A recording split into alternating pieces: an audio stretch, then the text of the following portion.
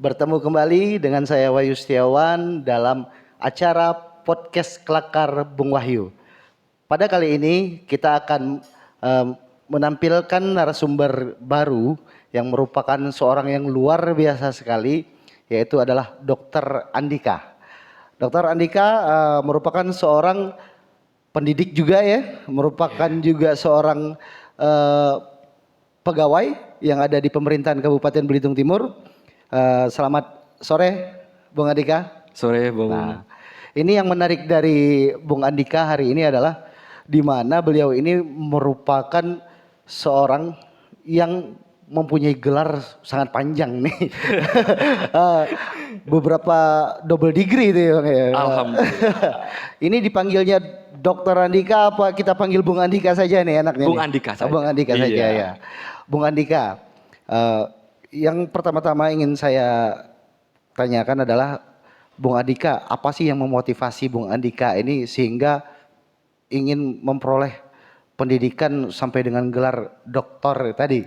Itu mungkin pemirsa juga nanti yang punya anak-anak di rumah bisa memotivasi kembali supaya anak-anaknya yuk kejar mimpinya, kejar pendidikannya seperti itu, Bang Andika. Ini pertanyaannya tuh sangat-sangat menusuk. Menusuk ya. Kalau terkait dengan alasan kenapa saya untuk terus-terus mengejar pendidikan gitu Pendidikan. ya. Sebenarnya karena memang sih terpaksa aja, Bu. Karena harus mengikuti kebutuhan pasar sebenarnya. Saya itu basicnya memang dari akuntansi. Lalu kemudian mencoba langsung ke S2 waktu itu. Namun saya itu dari istilahnya langsung melempar, itu tidak linear katanya. Dari akuntansi, kemudian ke business administration, lalu saya pindah lagi ke waktu itu ke manajemen SDM. Kenapa saya ngambil itu? Karena sebenarnya waktu itu saya pernah dikatain orang, Bung. Ini jujur nih ya. Iya. Orang bukan kepegawaian kok ngurusin kepegawaian. Iya. Orang yang tidak punya basic SDM kok ngurusin SDM. SDM. Nah, itu sebenarnya langsung di hati, saya itu harus minimal saya harus pendidikan deh. Nyambung Nah, lagi ya. iya. Ada pendidikannya. Iya, makanya saya langsung ambil S2 SDM. Kebetulan di kampus saya itu ada yang namanya double degree. Double degree. Iya, dari saya di Isabel Spanyol itu memberikan kemungkinan untuk mengambil 2 jurusan konsentrasi sekaligus. Jadi saya ambil SDM, kemudian S2-nya lagi logistik. Logistik ya. S2 Iya. SDM, logistik. Lalu itu. Nah, dengan pengalaman pendidikan dan jenjang pendidikan yang sudah ditempuh dari Bung Andika nih. Iya. Apakah sulit mana nih pendidikan yang ditempuh di Indonesia?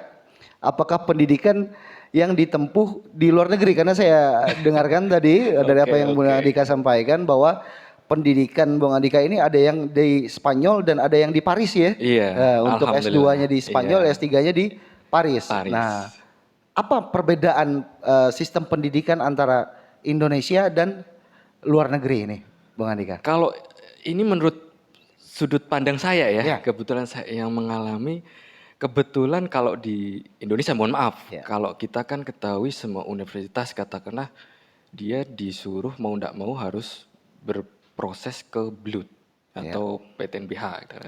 Dia mau tidak mau harus diwajibkan untuk mencari keuntungan. Mohon maaf nih, ini menurut saya ya. Makanya banyak yang dibatasi katakanlah kayak SKS. Kalau awal-awal harus 20 SKS katakanlah. Kemudian sistem pendidikan maksimal semester kedua 24 SKS. Nah, di sistem pendidikan di saya itu kebetulan dia mempunyai prinsip ketika dia sudah mampu melewati 1 SKS, 1 mata kuliah gitu, dia langsung bisa mengambil mata kuliah lain. Inilah yang membedakan antara yang di luar negeri dengan di Indonesia. Kemudian yang kedua, kalau di Indonesia, Bung, ada akreditasi. Akreditasi untuk perguruan tinggi. Iya, ada yang dulu ya, dulu.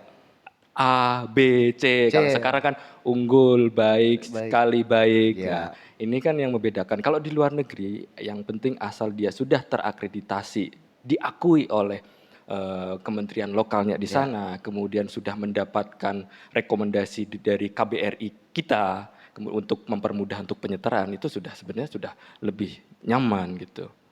Itu sebenarnya yang sangat-sangat membedakan Itu yang pendidikan di sangat sistem. membedakan antara sistem pendidikan yang ada di Indonesia ataupun di luar negeri. Iya, Yang iya. dimana kalau di luar negeri ini kita untuk mengakses misalkan di sistem SKS-nya itu Betul. lebih mudah sehingga perkuliahan itu lebih cepat ya Iya, selesainya. karena Nah, kalau di luar negeri apa yang kita sanggup ya sudah langsung loncat ke mata ya, kuliah lain. Kalau kita kan enggak, kita harus proses katakan S2. ya, Ini kan rata-rata 4 semester. 4 semester.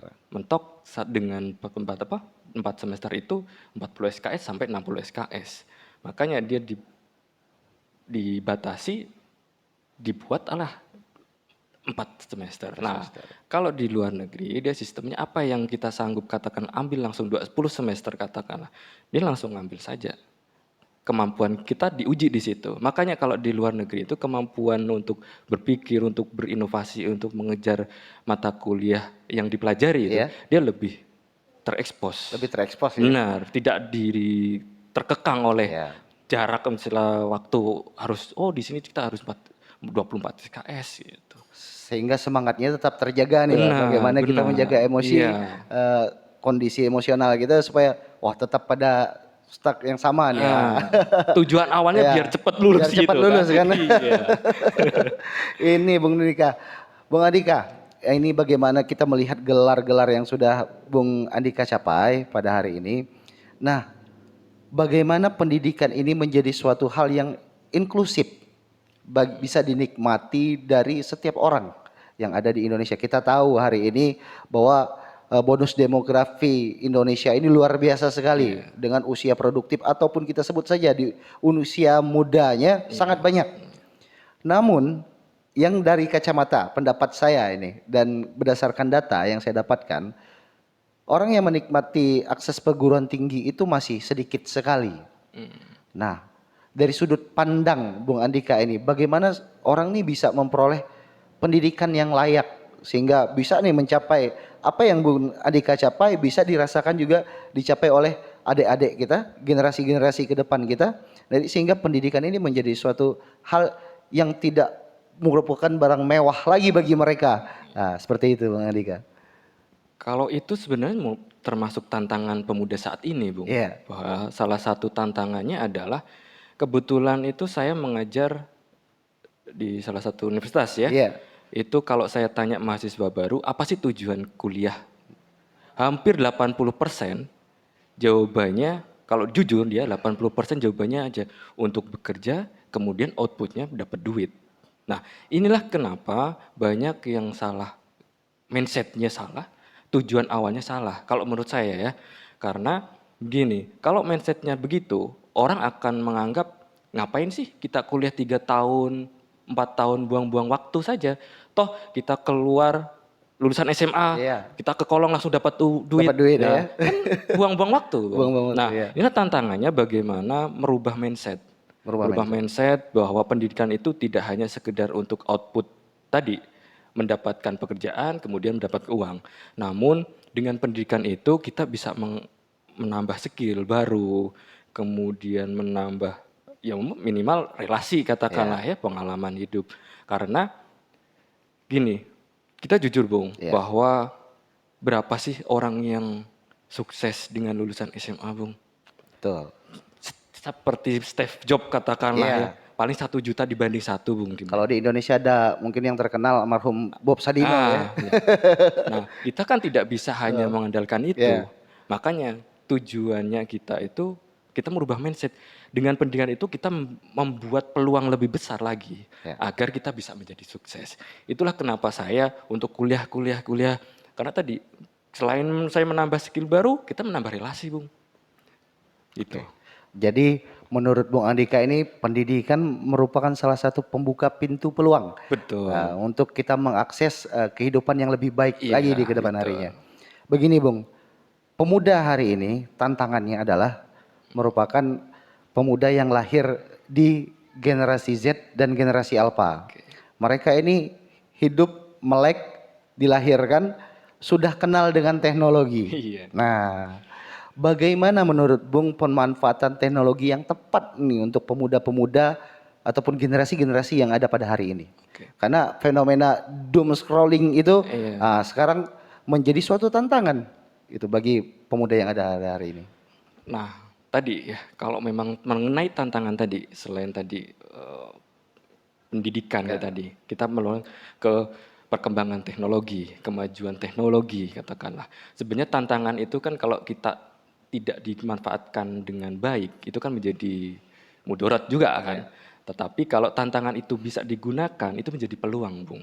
Contohnya begini, kalau kita sebenarnya kalau mau jujur, Bung, sebenarnya kan seperti tadi, kan generasi Z seperti sekarang ini. Generasi khususnya ya di Belitung Timur, sebenarnya kan kita itu terlahir di persimpangan jalan, Bung, antara kejayaan masa-masa kejayaan Masa timah lampau ya, ya, masa lampau ya, yang dimana Kejayaan masa hasil lampau. bumi katakan sudah ada kita ambil kata, namun sekarang sudah ke bertransisi tuh, bergeser ke ekonomi yang membutuhkan proses, seperti pariwisata, kemudian pertanian, perikanan, UMKM, bahkan yang ekonomi kreatif seperti Bung Wahyu ini kan, artinya ini ada namanya paradoks transisi, di mana masih kebayang-kebayang masa lalu. Orang yang biasanya itu dapat ekonomi secara singkat, kita ke kolong besok langsung dapat uang katakanlah ya. Namun kalau yang sekarang kan bertransisi bahwa kita harus membutuhkan proses. Contohnya yang tadi, yang perikanan, pertanian, 3 bulan, 6 bulan baru kelihatan hasilnya, Bung. Nah, sedangkan kalau soal perut kan tidak berkompromi soal proses lama. Lapar sekarang, besok pagi harus makan, Bung. Nah, itulah tantangan sebenarnya untuk menghadapi bertahan hidup katakanlah tadi ya. Kemudian terkait dengan teknologi. Begitu seperti Bung Wahyu ini kan luar biasa ini. Ini sebenarnya contoh yang sangat luar biasa sebenarnya untuk pemuda-pemuda di Belitung untuk bagaimana benar-benar memanfaatkan peluang itu, Bung. Jangan sampai dengan teknologi, mohon maaf ya, dengan teknologi yang luar biasa saat ini. Dulu ya, kalau judi online katakanlah, kan kita bisa online sekarang.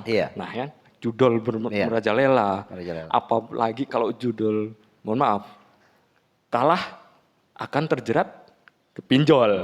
Nah, itu kan sebenarnya berkaitan juga kalau memang kita tidak siap untuk melakukan bertransisi tadi akan berakibat sangat fatal sebenarnya. Itu sih harus mempersiapkan itu.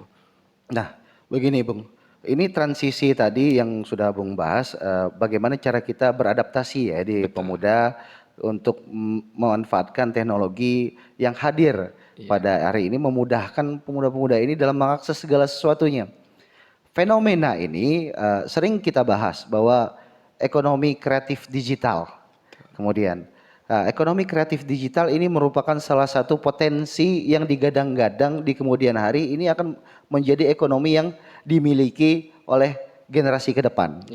Namun, tantangan yang terjadi, apakah di Indonesia gitu, khususnya di Belitung Timur inilah Bung, apakah pemuda kita siap untuk menghadapi ini? Apakah mereka akan menjadi pemain langsung dalam pemanfaatan teknologi atau industri teknologi, atau mereka hanya menjadi mangsa pasar saja nanti ke depannya seperti itu, hanya menjadi ditargetkan hanya untuk memenuhi target pasar yang ada di dunia pada hari ini, seperti itu. Makanya tadi kalau kita membahas terkait tantangan bahwa kemajuan teknologi menjadi salah satu tantangan pemuda tadi, berapa siap sih kita untuk bertransisi itu? Kemudian berapa siap sih infrastruktur yang ada di Belitung Timur saat ini?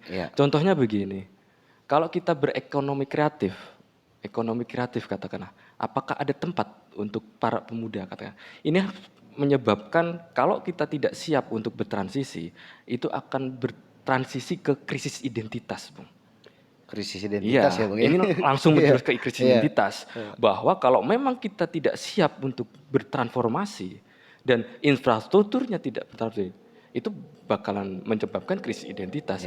Apakah anak Belitung itu sebagai anak timah, anak tambang, ataukah anak Belitung itu seorang anak yang di pesisir, perikanan, ataukah tadi anak Belitung itu yang bisa berkreasi, yang mana mungkin juga peran pemerintah juga harus hadir katakanlah. Bagaimana untuk mempersiapkan pelatihan katakanlah itu kan menjadi salah satu untuk mempersiapkan SDM yang agar siap dalam kemajuan teknologi itu. Oke, Bung. Eh, krisis identitas tadi yang harus ini menjadi perhatian khusus bagi kita semua. Kemudian nih, Bung, kalau kita menilik kembali di Indonesia ini, eh, lulusan sarjana itu sangat banyak hari ini. Lulusan sarjana kalau kita ambil ya. Oke. Tapi lapangan pekerjaan yang tersedia masih belum bisa mendukung lulusan-lulusan yang ada di keseluruhan Indonesia Iya, nih. iya. Kalau di Beltim tadi polemiknya adalah bahwa pendidikan ini masih belum menjadi inklusif bagi Iya, seluruh iya. masyarakat. Kalau di Indonesia ini tadi tumpahnya lulusan-lulusan sarjana ini Iya. yang ada. Banyak sarjana-sarjana yang bekerja tidak sesuai dengan yang namanya latar belakang pendidikan. Fenomena apa ini yang terjadi, Bung? Nah, ini juga yang lagi viral, Bung ya. Iya.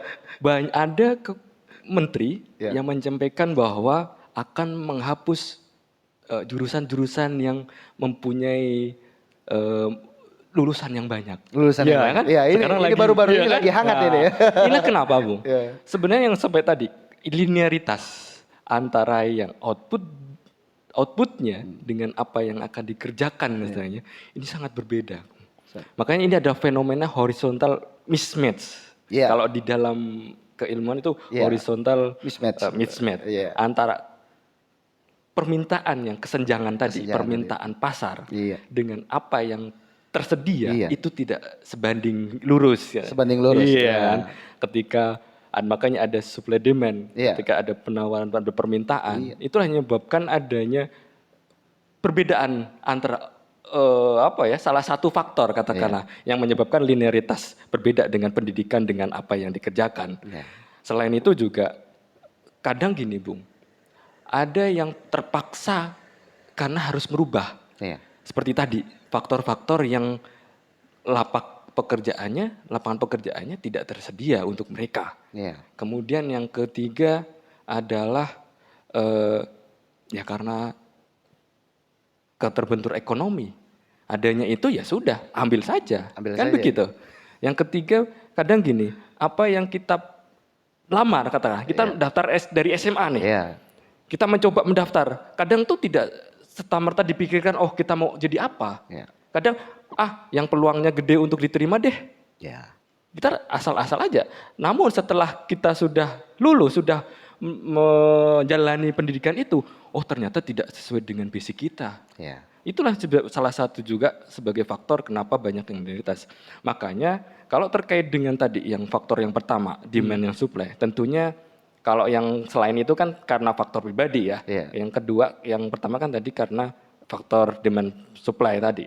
Itu berarti harus ada koordinasi antara pemangku kebijakan, antara perencanaan antara pendidikan dengan output di Kementerian Tenaga Kerja katakanlah ya. Apa yang harus mungkin kalau memang manajemen S1 manajemen terlalu banyak, Iya. ternyata yang di kebutuhan sekarang kan ke digital, Iya. ke digitalis ya. Makanya mulai bertransformasi ke jurusan digitalis itu kan bukan salah satu Berarti contohnya. dengan hal ini Bung setuju ya dengan ada perampingan-perampingan di universitas-universitas tertentu terhadap lulusan-lulusan tertentu ataupun jurusan-jurusan tertentu itu tadi. Bisa iya, bisa tidak. Bisa iya, bisa tidak ya. Tadi, kalau memang tidak perampingan berarti kan itu salah satu kalau tidak mau berpikir panjang katakan udah Rampingan saja. Iya. Tapi kan sebenarnya yang perlu dibutuhkan sebenarnya adalah rapat koordinasi untuk membuka lapangan kerja yang lebih banyak lagi. Lebih banyak lagi. Ya kan begitu. Iya. Kalau memang dengan caranya untuk mengkat saja, otomatis itu kan jalan ninja. Iya. Karena agar dipepet-pepetin biar tidak ada lulusan lagi. Sebenarnya kan arahnya sebenarnya lebih baik ke bagaimana untuk demand-nya dengan supply-nya harus jalan. Harus jalan. Iya. Ini menarik ini Bung. Bahasan ini sangat menarik bagi saya. Yang dimana tadi kita mengulas kembali ke pembahasan tadi. Yang dimana pendidikan itu merupakan harapan harapan. Tapi ketika dibenturkan dengan teori mismatch tadi, Iya. ini harapan ini yang memupuskan harapan-harapan yang dibangun tadi, Bung. Iya. Nah, itu pupus di mana mereka melihat, ya mendingan saya daripada ngelihat itu sarjana pergi ke kolong juga tuh, pergi nambang juga tuh. Iya. Itu sarjana juga belum bekerja tuh, masih nganggur juga tuh. Nah, fenomena seperti ini apa sih sebenarnya yang harus kita sampaikan kepada generasi-generasi kita supaya mereka harapannya tidak pupus karena melihat realita yang terjadi di lapangan seperti Iya. itu, Bung. Yang tadi sebenarnya tantangan terkait dengan pendidikan. Mohon kita mundur lagi ya. Iya, mundur lagi. Kalau saya lihat di Belitung Timur itu rendahnya melanjutkan pendidikan itu tidak berkaitan masalah ekonomi, biaya ekonomi, Bung. Biaya pendidikan Iya. katakanlah. Tetapi tadi karena mindset tadi. Contohnya kalau di Belitung Timur kan ada Politeknik Iya. Dharma Dharma Ganesha, Ganesha. ada Itu UT kan ya, Bung.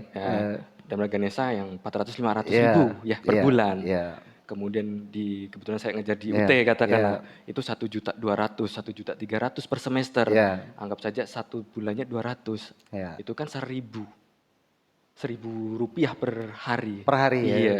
Kalau kita berubah, kalau mindsetnya itu kita rubah tadi, bagaimana kita tadi bukan hanya kuliah itu tidak hanya untuk mencari uang, itu tadi berubahlah untuk mindset kita, untuk merubah, untuk tadi menambah skill, Skill. menambah relasi. Iya. Tidak hanya walaupun kita banyak lihat, oh itu banyak yang nganggur juga. Itu kan sebenarnya menjadi contoh yang tidak baik. Tapi kan itu sudah ada kenyataan seperti Ya. itu. Karena demandnya, supply-nya, demand-nya tidak Ya.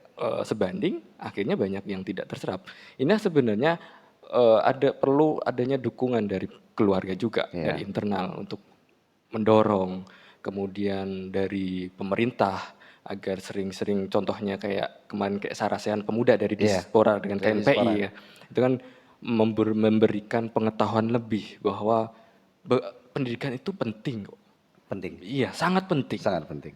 Walaupun katakanlah banyak yang katakanlah tidak terserap, tapi kan memperbesar kesempatan untuk menjadi sukses. Ya. Mindset lagi, Bung. Ya. Kembali lagi ke mindset. Ya. Iya. Karena selain kehidupan yang kita jalani tidak hanya tentang pekerjaan, tapi bagaimana kita membuka peluang ya, Bung. Iya. Nah, ketika kita ingin survive, maka pengetahuan kita juga harus diimbangi bagaimana cara kita survive dalam kehidupan sehari-hari Iya, kita. betul. Nah, polemik hari ini, Bung, generasi Z dan Alpha ini terkenal dengan yang namanya generasi sandwich generation. Iya. Kemudian juga mereka dikenal sebagai strawberry generation. Iya. Nah, yang ada di mana mereka ingin sekali hari ini memperoleh segala sesuatu dengan instan. Betul.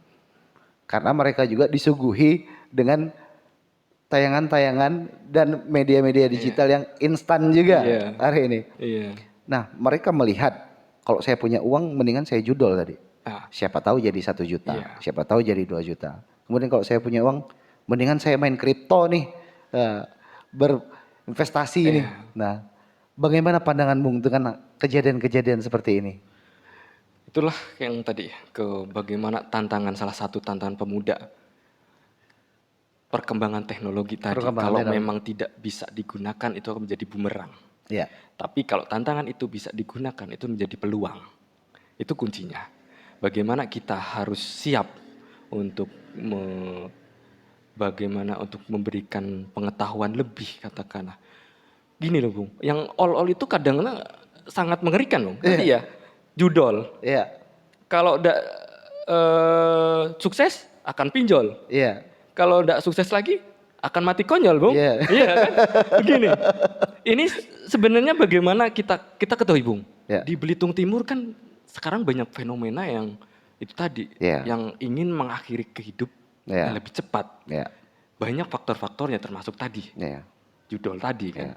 Nah, makanya oleh karena itu kita perlu adanya kesadaran diri dulu. ya, Bagaimana kita harus bersiap-siap untuk bertransisi tadi dari generasi sandwich tadi. Iya. Kalau di sistem adalah paradok transisi yang Paradok mana-mana transisi. mau instan, tidak mau berproses. Iya. Ini kan mau tidak mau, tidak suka kita kan harus berproses ke bertransformasi ke situ, Bung, yang Iya. tadi yang membutuhkan proses. Maka kita harus siap. Bagaimana menyiapkan itu? Pendidikan. Kemudian kita harus mencari relasi juga. Kalau bersosialisasi. Oke, kadang gini, pemuda saat ini itu terkendala bagaimana tempat untuk menyampaikan aspirasi, Bung. Iya. Tidak ada tempat untuk mengeluh. Orang kalau pemuda itu kalau tidak ada tempat mengeluh akan di sini dia dada. Kalau mentok-mentok kalau tidak ada penat itu tadi mengakhiri hidup yang itu tadi itu. Makanya kita harus mempersiapkan diri bagaimana kita siap-siap untuk bertransformasi. Bertransformasi Iya. ya, Bung, ya. Bagaimana pemuda hari ini harus siap bertransformasi menuju masa depan yang gemilang nanti ke depannya. Betul, Nah, betul. ini sering digadang-gadang nih, Bung. Kita ini Indonesia emas tahun 2045. Pandangan Bung Andika melihat kata-kata Indonesia emas ini. Tapi di balik itu juga mencuat di media sosial hari ini, kita bukan Indonesia emas nih, tapi Indonesia cemas ini. Iya. Begini, Iya. menurut data, hampir 70%, 60-70% adalah kita itu diuntungkan demografi yang luar biasa. Ya. Bahwa kita untuk generasi 2045-nya akan menuju ke situ. Namun kalau kita tidak bisa menyiapkan itu, demografi yang ada di Beltim itu akan keluar, Bung. Bung Wahyu bisa lihat tokoh-tokoh yang luar biasa dari Beltim. Iya. Yang luar biasa. Mereka akan bergeser ke ibu kota. Iya. Nah, bagaimana caranya? Itu kan tempat yang sudah ada. Udah kita harus mempersiapkan gitu. Bagaimana demografi yang sudah sangat luar biasa tadi. Jadi ada tempat untuk berkreasi. Bagaimana gini? Kita punya ide. Saya punya ide. Saya punya gagasan. Apakah pemerintah sudah mempunyai infrastruktur tadi untuk tempat kami untuk berkreasi? Yeah. Nah itu kan sebagai sebuah tantangan juga bagaimana yang demografi yang luar biasa tadi, kalau memang dia tidak ada tempat, otomatis pemuda-pemuda ini akan keluar lagi, akan memperbesar. Kita cuma nama saja, oh dia lahir di Belitung Timur, tapi kita tidak bisa memanfaatkan bonus demografi tadi untuk 2045. Contohnya, kebetulan saya juga pendatang kan Bung, hampir di Belitung Timur, ya ASN katakanlah, bisa dilihat orang-orang dari luar semua Bung, hampir 60% dari luar, dari Palembang, dari Jawa Barat, Jawa Tengah, kebetulan saya dari Jawa Tengah. Ini makanya itu, kalau memang tidak diimbangi dengan infrastruktur yang tadi dengan siap, otomatis orang luar lah yang akan ke sini, Bung. Untuk menikmati tadi apa yang ada di sini gitu. Sebenarnya peluang itu besar ya, Bung ya? Besar peluang itu. Nah, hari ini kan yang kita lihat bahwa tadi pembicaraan kita adalah pendidikan, kemudian tentang ruang bagi generasi muda. Bagaimana nih Bung memandang salah satu pendidikan dan ruang kreativitas bagi pemuda ini menjadi suatu jembatan untuk menciptakan lingkungan zona nyaman dan aman bagi pemuda kita. Kalau Bung melihat hari ini pada daerah kita ini bagaimana, Bung? Kalau saya lihat, kalau saya menurut saya sebenarnya inilah membuat tantangan pemerintah juga. Bagaimana kalau memang kita tidak siap untuk menyiapkan infrastruktur tadi, itu akan mengakibatkan kembali tadi krisis identitas pemuda Beltim. Contohnya begini, kita kalau krisis identitas kalau tidak diimbangi dengan upaya-upaya yang benar, itu akan menimbulkan masalah sosial, Bung. Masalah sosial. Contohnya begini, kalau orang yang punya kreasi katakanlah, dia bisa menggambar, mural katakanlah. Kalau dia tidak ada tempat untuk menyalurkan, dia akan mencoret-coret di taman kota, Bung. Coret-coret. Nah, inilah kita bisa contoh, mungkin di kota Bandung katakanlah, dia ditempatkan ada infrastruktur tempat bagaimana untuk menyiapkan pemuda yang hobinya mempunyai mural, dia bisa mencoret-coret, itu kan mempunyai kreativitas. Itu kan menjadi salah satu kenapa menjadi tantangan juga kalau memang tidak ada infrastruktur tadi. Kalau krisis identitas tidak bisa dikelola dengan baik akan menjadi masalah sosial itu tadi. Masalah sosial di Benar. kemudian hari ya Bung. Iya. Bagaimana kalau tidak ada ruang-ruang kolaborasi Kolaborasi. antara pemerintah dan masyarakat yang Masyarakat. ada di dalamnya, contohnya salah satunya pemuda yang ada Iya. di dalamnya, ini akan menimbulkan permasalahan di kemudian hari. Iya. Yang dimana generasi kita ke depan ini membutuhkan peran-peran tertentu baik dari lingkungan terkecil yaitu adalah lingkungan keluarga sampai ke peran pemerintahnya itu sendiri. Iya. Kemudian, oke Bung, Bung sambil minum dulu nih Bung. Oke, siap. Untuk kegiatan hari ini Bung, kita disponsori salah satunya dari Cafe Kukumi nih. Oke, luar biasa ini. Dari Sudah ada sponsor ya, nih ya? sudah Kukumi Cafe kita. Oke. Yang mensupport kita selama ini adalah Cafe Kukumi. Kemudian kita untuk peralatan juga disupport oleh rekan-rekan dari komunitas Ngelesak James, dan sound system kita juga didukung oleh Baltimore Sound System. Luar Kemudian biasa. untuk media promosinya kita disupport dari Jabe-Jabe, rekan media Jabe-Jabe seperti itu. Mantap. Nah, Luar ini- biasa. iya, Ini kan ini. sebenarnya kalau tantangan tadi, Iya. ekonomi kreatif digital tadi. Iya. Kalau memang seperti Bung Wahyu kan Iya. sebenarnya menjadi peluang ya, peluang yang besar. Peluang sendiri, Nah, ya. sebenarnya begini, kalau di dalam suatu tantangan juga itu ada namanya dia itu ini konsisten. Ya. Konsisten. Kadang gini, Bung. Orang memulai misalnya ekonomi Iya. digital nih ya. Iya. Dia membuka seperti ini, Bung. Iya. Satu episode cuma dilihat cuma 100 200, habis itu dia enggak nap lagi. Nah, ini perlunya konsisten juga tadi. Iya. Selain untuk mau niat untuk melakukan itu, berkira Melakukan sih itu. konsisten itu. Konsisten Semoga itu. Bung Wahyu juga konsisten gitu. Semoga ini ya, Bung. Iya. Ya, semoga konsisten. Oke. Ini dimana kita juga membuka ruang seperti ini, Bung. Iya. Dimana kita ingin mendengarkan pemikiran-pemikiran, membuka sudut pandang baru, dimana kita bisa mencair dalam pembicaraan dan yang kita bilang kalau di Belitung ini ngelakar namanya. Nah, seperti itu. Oke. Berkaitan dengan sumber daya manusia ini, Bung. Sumber daya manusia ini kan salah satu tadi saya lihat, salah satu bidang yang diambil dari Bung Andika ini adalah bagaimana pengelolaan sumber daya manusia. Nah, tantangan sumber daya manusia kita ini apa, Bung?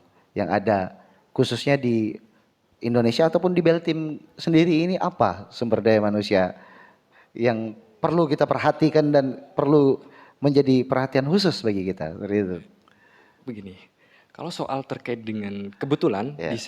disertasi saya itu membahas tentang teori perilaku, Ya. behavior theory, Ya. bahwa begini, orang itu tidak bisa dirubah wataknya, Watak namun mindsetnya itu yang bisa dirubah. mindsetnya dirubah. Makanya kalau di Beltim ini, Ya. intinya kita berupaya untuk merubah mindset itu tadi. Ya. Seperti tadi lah, contoh tingkat pendidikan yang untuk melanjutkan tadi rendah. Ya. Ini orang berprinsip karena ngapain sih?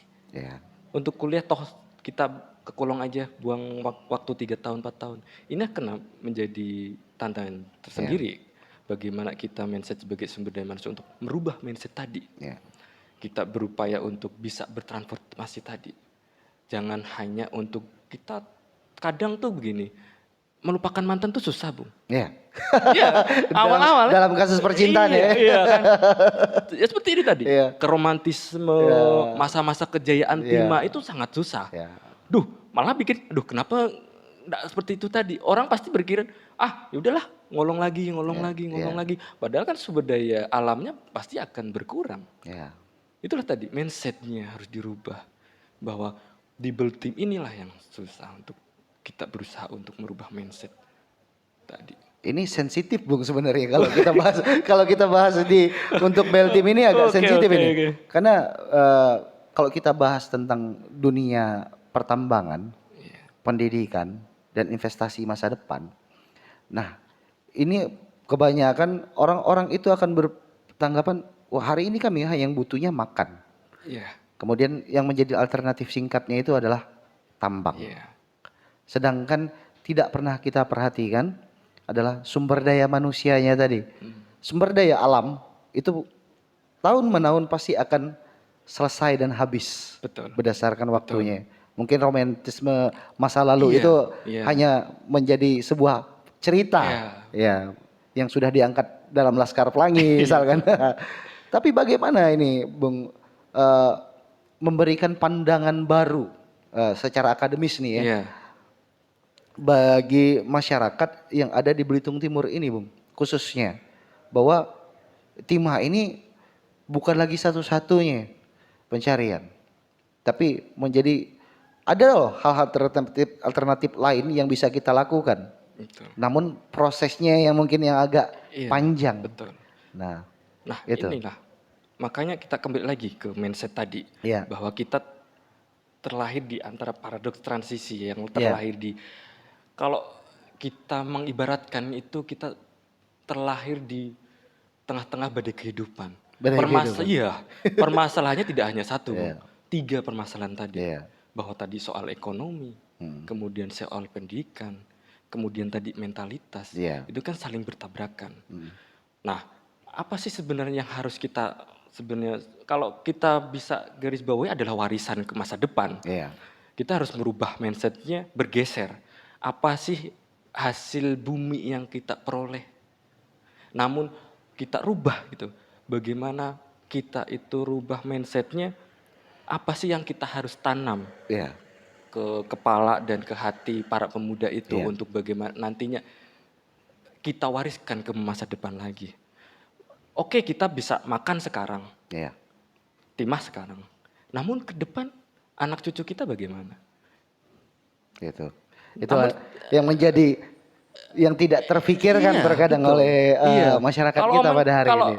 kadang tuh kalau kami akademis dibilang omon-omon, Bung. Iya, Betul. betul. Karena memang apalagi soal tadi, soal Iya. perut. Itu tidak bisa kalau berkaitan dengan proses. Ya, Nunggu proses lama, lapar sekarang ya besok harus makan. ya, Nah, inilah pentingnya bagaimana pemerintah itu hadir. ya. Ketika memang skill-skill baru perlu dibutuhkan, pemerintah hadir untuk memberikan pelatihan, peluang bagaimana. Kemudian UMKM kata. UMKM kan kadang bisa sih 1 hari besok Ya, hasil kan UMKM. ya. Cuma kan untuk basic untuk bisa membuat dimsum Iya. katakanlah. Itu kan perlu proses juga. Perlu proses juga. Perlu pelatihan juga kan. Makanya itu pemerintah harus hadir. Butuh marketing juga. Iya, ya. betul. Nah, itulah kenapa bahwa sebenarnya kalau memang kita mau Ya, kita berubah mindsetnya tadi, melupakan masa-masa romantisme kemasan timah, itu sebenarnya bisa. Cuma mau apa tidak, mau instan apa tidak. Kadang begini, mental itu kadang bergeser dari ekstraktif yang pengennya tadi, pengennya instan, bergeser ke yang mau ndak mau harus berproses. berproses. Kadang begini, orang yang mau berubah menjadi mengikuti zaman, itulah yang bisa bertahan hidup, Bu. Bertahan hidup. Kalau kita hanya mengandalkan timah saja, mohon maaf, ya nanti kelamaan 10 tahun ke depan, ini aja coba kita dari 2015, Iya. baru 10 tahun satu dekade, Iya. itu sudah mulai turun. Terjadi perubahan-perubahan yang luar biasa betul, ya, Bro, iya. ya? Iya. Nah apalagi ini ke depan lagi, Iya. maka inilah sebenarnya harus dipersiapkan itu. Ya. Kalau dari diri kita harus mindsetnya itu tadi. Kalau dari pemerintah siap-siap saja untuk Ya. memberikan pelatihan Ya. agar siap untuk mencoba untuk melakukan perubahan tadi. UMKM lah, ketika kepertanian kita harus bisa bercocok tanam. Ya. Kemudian ke perikanan, kebetulan saya di Dinas Perikanan, Ya. kami sudah mencoba untuk memberikan pelatihan bagaimana berbudidaya ikan. Itu kan harus mulai bergeser. Ya. Mau tidak mau kita harus, pemerintah juga harus menyiapkan solusi untuk mulai menggeser ke situ. Ya. Kadang begini, kita harus jujur, Bung. Orang yang timah itu hampir sebagian adalah perantau, Bung. Perantau. Yang saat ini ya. Iya. Nah, itulah kenapa banyak yang tidak enak untuk beralih ke situ. Iya. Karena sudah terbiasa untuk langsung instan, dapat banyak, Ya. dan tidak menggunakan skill. Ya gitu, Bung. Itu. Berarti yang kita mesti lakukan hari ini adalah adaptif bahasa Iya. sekarang ya. Ah. Menjadi generasi yang adaptif Iya. dan pemerintahan pun harus adaptif juga hari Iya, ini. Bagaimana adaptif. harus bertransformasi juga menyesuaikan dengan kebutuhan yang ada pada masyarakatnya hari ini. Betul. Karena disinilah peran-peran dan perubahan itu akan terjadi ketika dua ruang ini antara pemerintah dan masyarakat ini bisa melebur nih, Iya, bisa terjadi jalan seiring. seiring Nah, berjalan. Ya. karena sering kita dengar Bung pada hari ini, ya sudahlah kita jangan mengharapkan lapangan pekerjaan, Ah, tapi mari kita buka lapangan pekerjaan. iya, UMKM betul. contohnya Iya, yang Bung bilang tadi salah betul. satunya. Namun dengan UMKM yang berjalan kalau semua orang berdagang tanpa didorongnya perputaran masyarakat yang ada di khususnya di Beltim ini, Iya, bagaimana usaha itu akan tumbuh, Bung. betul. Nah, inilah menjadi suatu tantangan tersendiri bagaimana cara kita nanti mengelola masyarakat, mengelola masa depan bagi generasi ke depan Ke kita. depannya. Seperti itu. Betul. Oke Bung, tadi kan kita sudah membahas UMKM, sudah membahas pendidikan, sudah membahas bagaimana eh, sumber daya manusia dan alamnya. Oke. Nah, kembali kita kepada generasi mudanya Bung hari ini. Iya. Kesehatan mental itu bagi saya menjadi suatu perhatian yang khusus juga Bung pada hari ini. Di mana generasi kita ini sangat rentan hari ini terhadap hal-hal yang memicu atau men-trigger mereka ke arah negatif. Betul. Salah satunya standar kehidupan media sosial yang menjadikan mereka acuan dalam kehidupan sehari-hari. Atau yang kita sebut juga dengan FOMO hari ini. Nah, dari sudut pandang Bung sebagai akademisi, sebagai seorang dosen, sebagai seorang pengajar, bagaimana ini menghadapi fenomena-fenomena yang terjadi pada hari ini? Karena kemarin juga kita melihat ada kasus kekerasan sesama teman, kemudian ada kasus yang kita sebut juga paling banyak hari ini di media sosial adalah cyberbullying. Nah, bagaimana pandangan Bung tentang hal ini?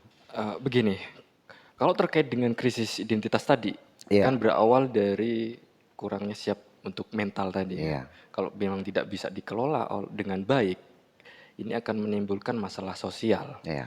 Nah, masalah sosial ini macam-macam. Kayak tadi dari kenakalan remaja, Kenakalan remaja. kayak misal coret-coret di Iya. fasilitas umum. Iya. Kemudian kalau yang lebih parah lagi terkait dengan judol tadi, Iya. karena memang tidak bisa menggunakan teknologi dengan tepat kan, Dengan tepat. tidak didampingi Iya. dengan yang sesuai dengan alurnya. Iya. Nah, inilah menjadi krisis identitas kalau kita tidak bisa mengelolanya. Iya. Bahwa pemuda saat ini kalau memang dia tidak bisa mencoba untuk meminimalisir katakanlah tantangan menjadi peluang tadi dengan teknologi yang tadi tidak bisa digunakan secara tepat, Iya. otomatis akan menjarah ke krisis identitas, kemudian ke masalah sosial, terutama yang tadi pinjol, judol, lalu yang sekarang ini lagi ramai kemarin itu bullying katanya, Bullying, kan? iya. Nah ini kan sebenarnya harus benar-benar kalau dari pemuda yang masih katakanlah lingkup sekolah, Iya. ini juga menjadi peran penting bagi guru katakanlah bagaimana untuk mendampingi anak-anak di sekolah untuk tidak serta-merta untuk mentah ke sebenarnya gini Bung. Iya. Fenomena-fenomena yang terlalu banyak nonton sinetron, Iya. apalagi banyak yang drama-drama Cina itu. Dracin ya? Nah, dracin itu. Itu kan berpikiran, oh enak juga kalau berpikir langsung kehidupannya Berubah ya? berubah ke sana gitu. Nah, ini kenapa harus ada pendampingan yang tepat Iya. agar tidak terjadinya krisis identitas tadi, menimbulkan permasalahan-permasalahan sosial gitu. Bung. Oke. Peran ini Bung, peran pendidik apa peran orang tua nih yang paling penting Bung?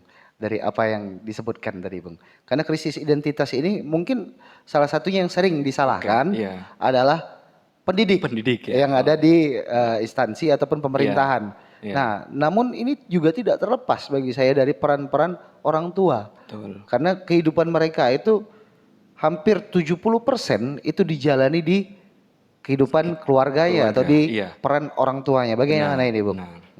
Nah, gini. Ini ada namanya kalau tidak bisa bertransformasi digital secara Iya. benar. Dulu kami, Iya. generasi, mungkin Bang Wahyu juga. Sama gitu, generasi ya. milenial gitu. Ya. Kita itu terbiasa kalau memang salah di sekolah, Iya. kalau memang benar salah ya, Iya. kita dipukul pakai penggaris, Bung. Iya. Ya. Kita dipukul penggaris. Kita tidak protes, katakanlah.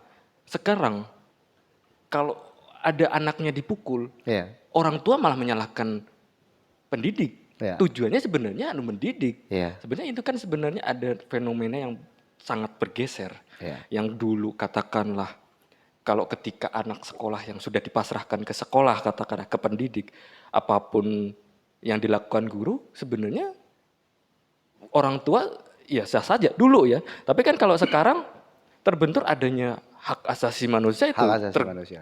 terselubung katakanlah. Ya. Orang yang gurunya mau mendidik dengan tepat, orang kan mendidik itu ada dua tipe ya, memang Ya. tipe yang secara halus, Ya. ada yang kasar, tapi kalau saya Ya. pribadi yang teringat di dalam otak saya malah yang kasar, Bung. Saya yang kasar. dipukul pakai Ya. penggaris, harus berdiri di depan, harus satu kaki katakan. Itu yang bisa menanam, itu kan menjadikan oh iya saya dulu diajarkan oleh guru saya, oh di sini ini. Itu yang sebenarnya makanya kalau memang penting mana, kedua-duanya penting. Penting. Ya. Namun sekarang itu karena adanya bergeser gitu ya. Ya. Mungkin yang tergeser antara yang orang tua yang silakanlah untuk sudah terbiasa, tapi yang ada juga yang orang tua sekarang yang anak saya dianiaya katakanlah. Nah inilah sebenarnya pergeseran ini. Kalau penting semua. Pendidik pun itu juga. Cuma kan memang kalau dulu kan belum ada medsos katakanlah. Tidak seviral apa yang terjadi di dalam sekolah. Tapi karena memang dari keyakinan orang tua sudah menyerahkan semuanya oleh pendidik, apapun sebenarnya harus ridho kalau orang tua ya. Kalau saya pribadi kan sebagai orang tua, saya pun dari seorang ayah dua anak kan. Saya berpikir gitu. Yang penting begini, apapun itu untuk terbaik untuk anak saya pun ya silakan. Karena kedisiplinan itulah yang menentukan. Dulu orang katakanlah rambut panjang dipotong, dieksekusi di situ. Sekarang malah ada yang dilaporkan. Ini kan menjadi beban juga dari pendidik. Gitu. Sehingga munculnya ketidakpedulian ya. Betul, nanti ya, Bung, ya? Iya. Serba salah, Bung. Pendidik, kebetulan saya dosen tapi karena memang yang saya ajar orang sudah dewasa, ya mungkin berbeda dengan mungkin Bung Wahyu sebagai guru. Ya, gitu. Pemahamannya kalau dewasa itu kan pasti mereka sudah bisa memilah hal-hal yang mana yang seharusnya saya lakukan, mana yang tidak harus saya lakukan. Cuma itu tadi adanya pergeseran yang tadi yang sangat besar, yang dulu orang tua sudah memberikan semuanya, ya udah silahkan kalau di sekolah diajarkan begitu ya silahkan. Tapi kalau sekarang kasar sedikit aja sudah kena lapor sana sini. Itu kenapa perlu adanya sebenarnya dari sekolah mungkin dari sekolah menyampaikan sebelum menyerahkan anak didik katakanlah. Oh tapi siap gini loh. Tapi kadang itu tidak familiar. Ribet lah sekolah sana, mending saya keluar. Orang sekarang kan sekolah malah rebutan kan sekolah. Itulah kenapa mungkin salah satu kenapa tidak mau menaksir itu. Jadi pendidikan itu merupakan salah satu kedua belah pihak antara pendidik dan orang tua yang paling penting. Karena parenting itu paling utama ada di orang tuanya ya. Karena memang itu. Sebagian besar, sebagian lama kan dia di keluarga kan. Karena ini penting Bung, karena generasi nanti yang akan dihasilkan di masa depan itu hasil didikan, hasil dari pendidikannya tadi.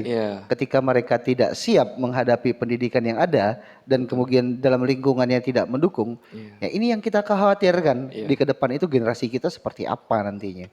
Itu Bung.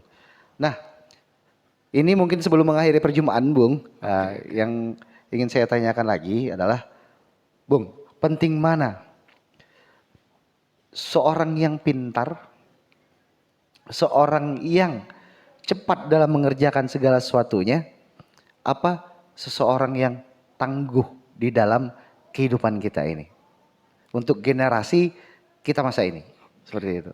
Menurut saya, tangguh. Kenapa? Kalau tangguh itu artinya dia siap untuk apa saja. Adaptif, untuk cepat untuk beradaptasi, untuk bertransformasi.